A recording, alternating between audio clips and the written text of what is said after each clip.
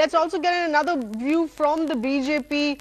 Ms. Shaina NC with us over the phone line. Thanks for being with us, Shaina. In your view, why do you think your party has decided to react in this uglier manner? The Congress has been saying, has been clarifying as well. He visited the campus in solidarity of the students, not in supporting anti-India slogans.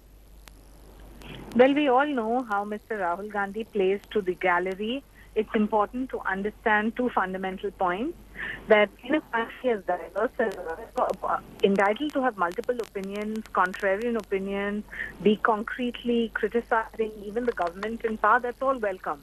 But to have an agitation which is anti-national, where you are supporting terrorists, supporting terror, and supporting a country other than your own is a matter of serious concern.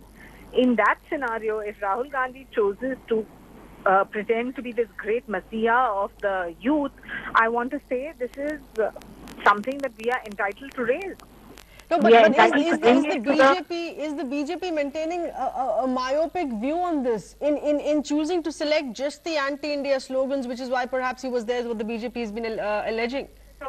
If at all, I think the assessment that you are giving is you're giving with jaundiced eyes. Please do understand, as I said at the outset, propaganda, agitation, andolans are all welcome. You're entitled to have opinions which may not even agree with us or with an ideology or a thought process.